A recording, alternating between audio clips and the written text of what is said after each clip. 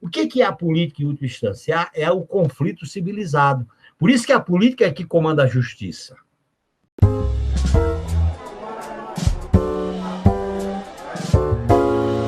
Barraco Filosófico.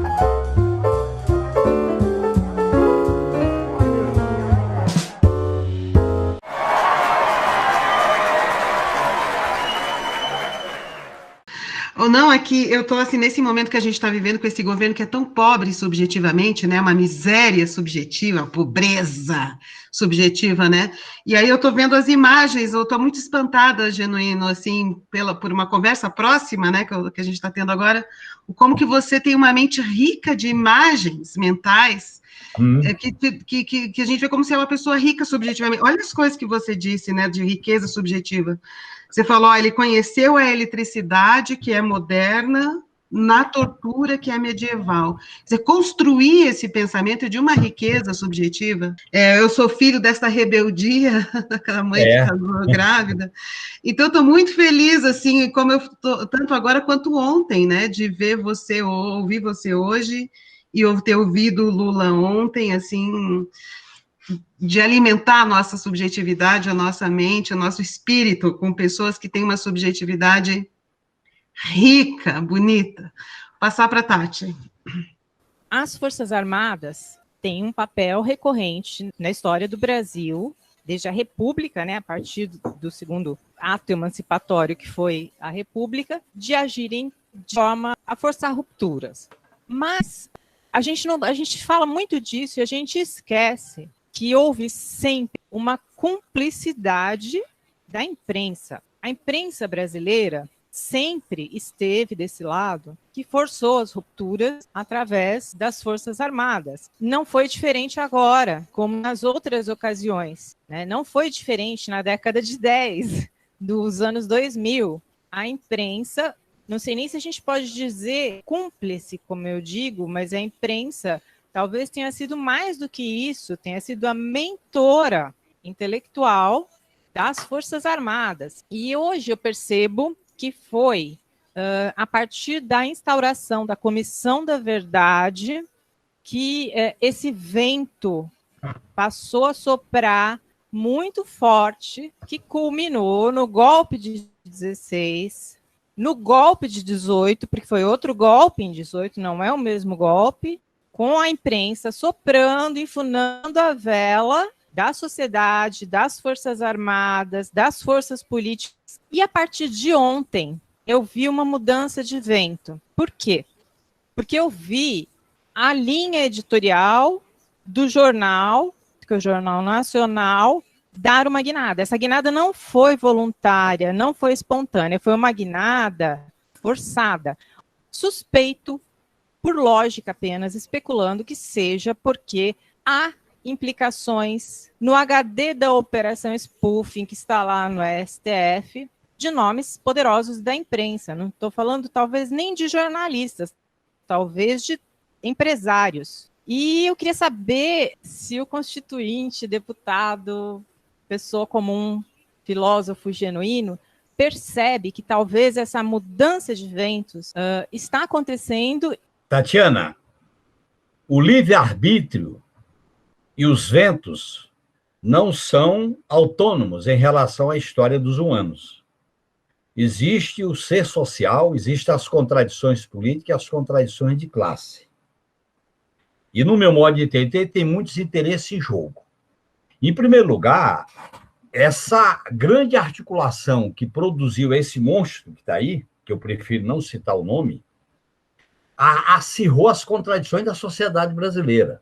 O isolamento do Brasil no mundo, a questão do número de mortes, a degradação social, a situação econômica difícil, há uma crise civilizatória, do ponto de vista dos valores do futuro e tal. Essa crise mexeu com os interesses de classe. E aí, veja bem, os agentes se mexem, não é por livre-arbítrio nem por uma conspiração. É porque a crise explicita os diferentes papéis, como desse que você citou. E, às vezes, a história revela que há fatos ocasionais que produzem grandes acontecimentos. Você se lembra, a Primeira Guerra Mundial foi a partir da morte, né? E de uma acusação contra um oficial francês, tá certo? Veja bem, são fatos desse tipo que às vezes explode. Por exemplo, eu acho que essa cumplicidade chega a hora que ela se quebra. Se quebra porque as diferenças explicitam e abre-se um processo de mudança dos ventos. Esses ventos começaram a mudar, mas ainda não se consolidaram. A gente também tem que... Houve um início de mudança de vento, mas ainda está em curso. Pode ser interrompido? Pode. Agora, é necessário a gente levar em conta que a história não se repete. Ora é uma farsa, ora é uma tragédia. Para que a farsa não vire uma tragédia, que é o que nós estamos diante de uma farsa, que foi a Operação Lava Jato, a eleição do capitão, é necessário que a gente recupere as bases de uma saída democrática. Neste sentido, Tatiana, as Forças Armadas, eu tive muito contato com elas, como vítima e também como assessor no Ministério da Defesa. As Forças Armadas nasceram na história do Brasil de um pacto político da classe dominante de repressão ao povo. Lembre-se que as Forças Armadas nasceram de Canudos, da Guerra do Paraguai, nasceram na Casa da Marinha da rebelião, né, dos negros, por causa da comida, o almirante negro. E elas se formaram na República Velha com o florianismo, com toda aquela visão de ser protagonista com a proclamação da República, e elas criaram uma ideia seguinte: as Forças Armadas monopolizam a defesa da pátria, com aquela ideia de que pátria vem de paz, e monopolizam o Estado.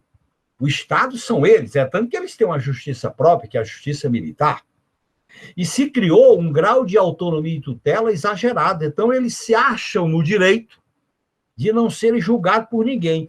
Qual foi o problema deles com a Comissão da Verdade? É que é a primeira vez na história do Brasil que o Estado estabeleceu uma comissão para levantar dados sobre a ação do Estado. E eles não aceitaram isso como questão de princípio. E aí, isso se misturou com o conceito de guerra revolucionária, o conceito do politicamente correto, o marxismo cultural, para justificar a transformação do PT e do Lula em inimigo. Então, nesse sentido, a ideologia, o conservadorismo com a ideologia manipulatória produziu uma narrativa que justificava essa ruptura autoritária. O Brasil está diante de uma ruptura autoritária, uma espécie de contra-revolução autoritária, de contra-reforma autoritária. Nesse sentido, nós temos que enfrentar um desafio, é impedir que essa ruptura autoritária se consolide com o capitão. Por isso que a não eleição dele é fundamental, a desestabilização dele é fundamental, para ele não dar continuidade a um regime autoritário. Qual é a natureza desse regime autoritário? Não é uma ditadura tradicional, é uma ditadura por dentro do Estado, por dentro das instituições. Ocupa o IBAMA, ocupa o FUNAI, ocupa o Ministério da Educação, destrói a cultura, destrói os órgãos de controle e vão militarizando. Você tem 11 mil militares no governo. Você tem, na hora que as Forças Armadas começam a se dedicar à gestão do Estado, elas perdem o sentido de defesa nacional. Qual é o conceito de defesa nacional? É você diminuir vulnerabilidades do país. Um país que não tem inimigo, ele tem vulnerabilidades, ou pelo ar, ou pelo mar, ou pela selva. E você tem que ter um sistema de desenvolvimento tecnológico para diminuir vulnerabilidade. Hoje, no mundo, todo mundo é vulnerável. Você tem que diminuir a vulnerabilidade. Então, o Brasil, por exemplo, como é que você diminui vulnerabilidade? Se você tem integração sul-americana. Veja bem o caso da pandemia. Se você produzisse vacina aqui, o Brasil podia estar produzindo, você vacina os povos da América do Sul. Tá certo? Aí você diminui a vulnerabilidade nas fronteiras. Se você não tem conflito na América do Sul, você faz parcerias econômicas e estratégicas na América do Sul. Se você não tem conflito à vista com a China e com a Índia, você faz os BRICS e faz parcerias. Então, esse é o conceito de defesa nacional. Só que as Forças Armadas não estão cuidando disso, porque elas criaram a figura do inimigo interno. Essa figura do inimigo interno, Tatiana, nasceu da Guerra Fria, da Escola Superior de Guerra, que criou a ideia de que inimigo. Guerra revolucionária. Para ter guerra revolucionária é inimigo. Isso foi levado para a segurança pública. Então, o negro é inimigo. O jovem negro na favela é inimigo. O pobre é inimigo. O PT é inimigo. Sem terra é inimigo. Então, você divide o país entre bons e ruins. O que é uma nação? É uma comunhão de destinos, de interesses. É uma comunhão diversificada. Na hora que você divide o país em quem é bom e quem é ruim, quem é inimigo e amigo, você leva o país para um beco sem saída. Então, esse é o grande problema. O que nós fizemos no governo Lula e Dilma? Aliás, eu não estou nem pegando só isso. O que nós fizemos nos 40 anos de democracia, de 79 até 2016? Foi construir um país que se encontrava. Aquilo que o João Mendes falou no voto dele é correto. A democracia é um regime de adversário, não é de inimigo. Então, nós fizemos constituinte. Aí o velho Ulisses dizia, traz o povo aqui para dentro. Aí a gente dizia, um dia entra o pessoal da gravata, outro dia o pessoal da sandália havaiana, porque todos são brasileiros. Ele disse, tudo bem. Então, entrava a Febraban, entrava os indígenas. Aí ele chegava e dizia, aqui a gente resolve tudo, que é a política. O que é a política, em última instância? É o conflito civilizado. Por isso que a política é que comanda a justiça. Se a política é o conflito civilizado, quem perde, ganha. Então, nesse sentido, a experiência da Constituinte foi riquíssima, né? A experiência dos governos Lula com aquelas conferências. O Lula... Eu assisti uma conferência que eu me emocionei, por exemplo, eu estava no Itamaraty, no Palácio dos Arcos, que é o maior palácio do Itamaraty, lá em Brasília, e teve uma conferência LGBT. E pediu a palavra uma companheira motorista de táxi da Paraíba. E ela disse, eu quero falar com o presidente Lula. E pegou o microfone e disse, eu estou aqui vivendo uma revolução, porque eu aprendi na vida a me defender com revólver e com peixeira, para enfrentar o machismo. Eu sou homossexual. Eu estou sendo recebido no Palácio dos Arcos pelo Lula, presidente da República. Para mim, isso é uma revolução. E é! Um país escravocrata, machista, você botar uma mulher falar isso dentro do Itamaraty, a classe dominante tremeu. Porque a classe dominante é escravocrata. É machista, é patriarcal. Então, eu digo para você, o Brasil luta para ser reconhecido. Então, essa ideia de tutores, que as Forças Armadas se arvora com o direito de tutores, e em nome disso fizeram barbaridades, nós temos que negar. Então, eu acho que esse momento que a gente está vivendo, vocês têm um privilégio, meninos. Vocês estão vivendo o ápice de uma transição interessante no Brasil. Isso pode dar numa coisa muito bela e pode dar numa tragédia, mas vocês estão vivendo. Você solta uma frase dessa assim no ar, né, Genuíno? A política é o conflito civilizado, por isso o que rege a justiça é a política. Claro. Você solta isso assim e sai falando, e segue falando. Pontualmente, qual é a ligação da imprensa com esse contexto? Eu vou te dar um exemplo. Para mim, existem 3 obstáculos para a democracia brasileira. Um é o sistema de justiça com base no lawfare. O segundo é a tutela militar, tutores. O terceiro é o monopólio privado dos meios de comunicação. E esse monopólio privado, Tatiana, eu vivi na Constituinte. Você sabe que a grande batalha na Constituinte foi o problema da comunicação social, porque a Cristina Tavares fez um relatório, nós da esquerda apoiávamos ela, indicada pelo então Mário Covas, senador, e a Aberte derrotou o relatório dela. Aí nós dissemos para a Aberte, Globo, vocês não vão aprovar o que vocês querem, nós vamos entrar numa espécie de obstrução selvagem. Foi daí que surgiu a ideia de obstrução selvagem. Valia tudo, quebrar microfone, cuspir, quebrar a mesa, e não teve votação. Aí que o velho Ulisses chamou a gente lá, depois de um mês, na casa dele, na casa não, na sala, e disse, vamos negociar. Qual era a negociação? Vocês podem conferir isso no capítulo da comunicação social. Anuncia princípios na forma da lei. Conceito de comunicação, na forma da lei. Não pode ter monopólio, na forma da lei. E nunca ninguém teve força para mudar a lei. E um dos erros nossos, quando governamos o país, foi a gente não ter criado um sistema de comunicação para disputar com esse monopólio midiático. Porque o monopólio midiático... Eu não acredito em imprensa neutra. Eu acho que a imprensa tem que ser imparcial. Ninguém é neutro na vida, vamos deixar claro. Essa palavra neutralidade é o farisaísmo. Ninguém é neutro. Já que a gente está discutindo filosofia, não existe neutralidade. Você pode ser imparcial. Imparcial, sim. Então, o juiz tem que ser imparcial, não neutro. Porque qualquer ação humana entra a subjetividade, entra o sentimento, entra a cabeça, não é neutro. Então, veja bem, você tem que ser imparcial. Agora, na hora que você cria no Brasil a imprensa de combate, a imprensa que faz campanha, a imprensa que faz a ideia do conluio com as instituições do Estado, acabou. Então, esse é o problema sério. Portanto, eu acho que a democracia brasileira ela será sempre inconclusa se não enfrentar a tutela militar, o sistema lawfare de justiça, que foi muito bem dissecado pelo voto do Gilmar, e essa questão do monopólio midiático. Esse é o problema sério, porque, veja bem, você cria um espetáculo, eu vivi isso. Qual é o espetáculo que te liquida? Eu era presidente do PT, assinei 2 empréstimos. Eu era avalista pela minha função legal. O PT declarou os empréstimos e pagou. O juiz determinou que o PT pagasse, o PT pagou. Aí o juiz disse, não, isso é fictício. Aí você vai para a televisão, bota os empréstimos, diz que é manipulado. Mas fica só a versão dela. E eu vou te falar um exemplo que eu vivi com o Estadão. A minha relação com o Estadão sempre foi uma relação muito delicada, porque depois eu conto para vocês. Aí uma jornalista do Estadão, quando eu fui candidato a governador, olha bem como é que se faz o lawfare. Eu era candidato a governador. Pela legislação, eu tinha que registrar uma conta de campanha no meu CPF. Eu tinha que ter uma conta pessoal e uma conta de campanha. A legislação era assim.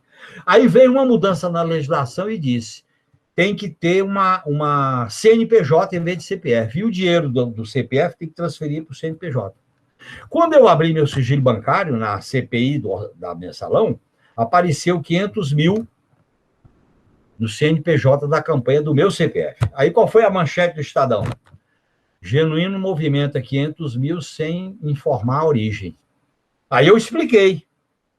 Não, é por isso, mas ficou lá no cantinho de página. E aí eu andava por aí, o que a pessoa dizia? Pô, meu, tu mexe 500 mil com salário de deputado, como é que pode? Mas ficou essa narrativa. Então, eu estou mostrando para vocês como é eficiente essa manipulação. Aliás, eu fui lá no Estadão, falar com o dono do Estadão, que era o Rui Mesquita, e eu expliquei tudo para ele, ele disse, você tem razão. Se você entrar na justiça, você entra e eu recorro, mas você ganha, mas vai demorar. Agora, a jornalista fez errado. Você quer que eu demita ela? Eu disse, não. Eu vou deixar de escrever no Estadão. Porque eu tinha uma relação com o Estadão, por incrível que pareça, essas coisas da vida. Depois eu vou mostrar para vocês o porquê. Eu vou mostrar a prova que eu tenho aqui. A minha primeira grande entrevista sobre a guerrilha foi para o Estadão, no Jornal da Tarde, quando eu era professor de cursinho. Eu era um professor de cursinho que eu não podia dizer para os alunos de onde eu tinha vindo. Na época de 78, no Equipe Vestibulares. Alunos e alunas mais ou menos mais novas que vocês, ou da idade de vocês. E minhas aulas eram aquelas. Eu estava há 7 anos fora da civilização. Então, imagina dar aula do cursinho naquele tablado para 300 alunos com aquele microfone a lá Silvio Santos. Para mim era uma tortura. Da selva, prisão e da aula em cursinho. Mas eu aguentei porque eu precisava sobreviver. Aí o Estadão chegou para mim e disse, você tem que falar sobre a guerrilha. Que eu vou fazer uma série de matérias sobre a guerrilha. Depois eu vou mostrar para vocês que eu tenho esse jornal até hoje. Aí eu disse que não falo porque vocês vão manipular. E até hoje, vocês sabem que depois da minha prisão, não tem falado para a grande imprensa. E aí um dia o Estadão chegou e disse, amanhã eu vou dizer no jornal que você não quer falar nem os militares.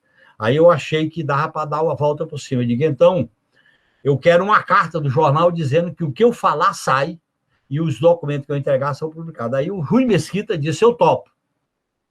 E eu, em fim de 78, em plena ditadura, dei uma entrevista, no que eu vou mostrar para vocês, página inteira, Jornal da Tarde, capa, e eu era professor do cursinho. Aí eu entrei na segunda-feira para dar aula, os alunos estavam anestesiados, porque o professor era terrorista. Entendeu? Aí foi uma coisa terrível do ponto de vista psicológico, né? E, enfim, aí eu tive que conviver com isso. E depois, aí eu comecei a escrever no Estadão. E depois eu rompi quando eles fizeram essa matéria na época do Mensalão, que era uma mentira. Mas eu só estou dizendo para vocês como é fácil você plantar um espetáculo.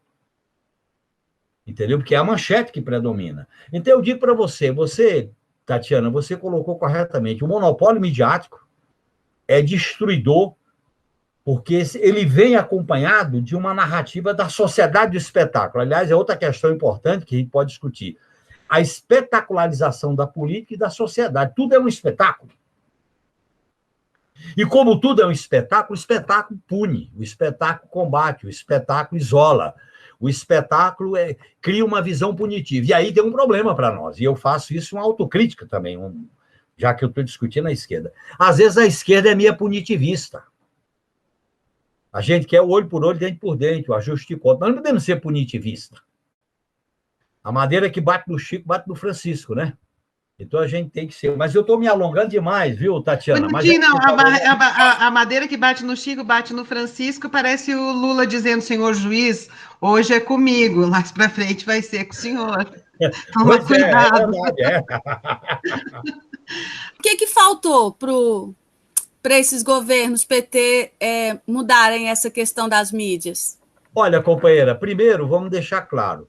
Nós ganhamos a eleição em 2002 depois de um longo processo de avanço democrático do país. Porque é bom deixar claro para vocês, ó, quando eu saí da prisão em 77 e fui anistiado em 79, os ex-presos políticos que ajudaram a fundar o PT, eles eram mal vistos na sociedade, pessoal. Por exemplo, as primeiras greves, as primeiras reuniões, a gente ia com cuidado, porque a gente não era bem visto. Bem visto que eu digo que causava, opa, esses caras é terrorista, que é a ideia de terrorismo. Aliás, eu tinha um trauma quando eu saí da prisão, porque eu não conseguia atravessar a rua sem um susto, porque você fica 7 anos sendo teleguiado. Aí eu ia atravessar a rua, eu parava e eu falei com o médico, como é que é, meu? Ele disse, não, você tem que entrar no meio de uma multidão, mas não pode ter polícia. Aí teve aquele jogo Corinthians e Ponte Preta. Há 23 anos que o Corinthians não era campeão. Ele disse, vai lá no estádio que vai fazer bem para você. Olha, eu vivia, foi o meu segundo habeas corpus.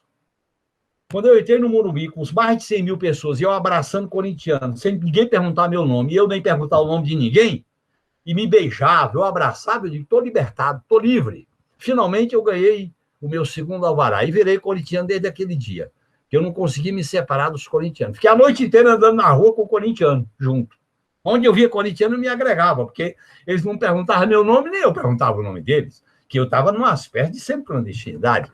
Então, eu acho que essas coisas são muito importantes para a gente viver. Por exemplo, eu conheci a cidade de São Paulo, já que vocês moram em São Paulo, eu conheci a cidade de São Paulo de uma maneira incrível, porque quando você vive clandestino, você não vive em endereço, você vive na rua, padaria, praça, circular, aquele circular que andava no centro, metrô não tinha, era ônibus, era trem.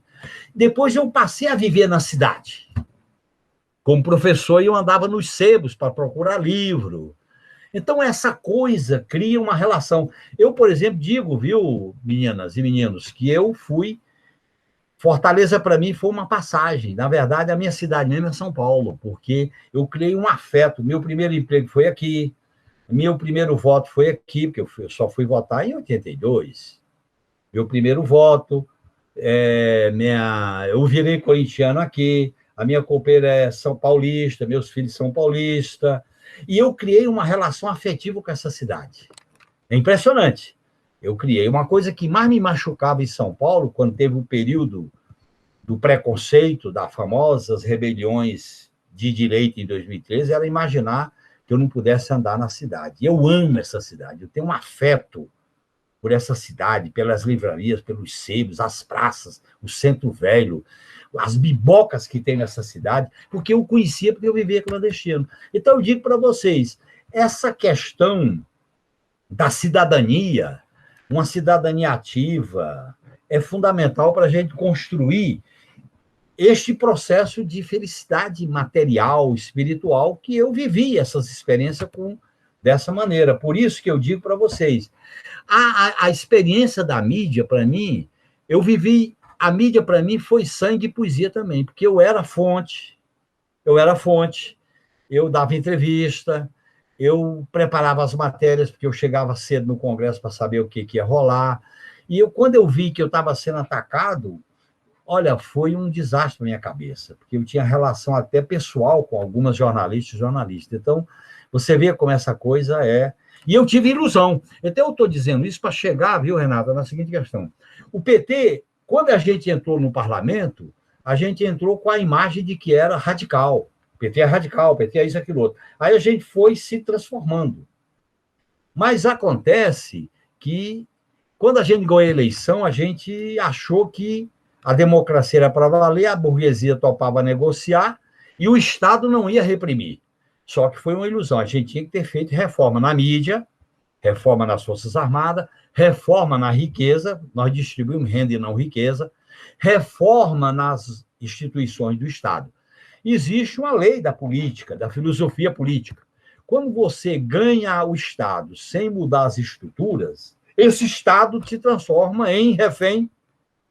E foi o que aconteceu com a Dilma, depois com Lula, e primeiro conosco, na ação penal 470. Então, eu acho que nós... Aí vem uma contradição, viu, Renata? A gente fez um puta governo que botamos o povo no orçamento. Mas a gente achava que a classe dominante ia aceitar aquilo de graça, não aceitou. Uma vez eu falei com o Antônio Cândido, vocês sabem quem é, né? Professor Antônio Cândido, uma grande figura.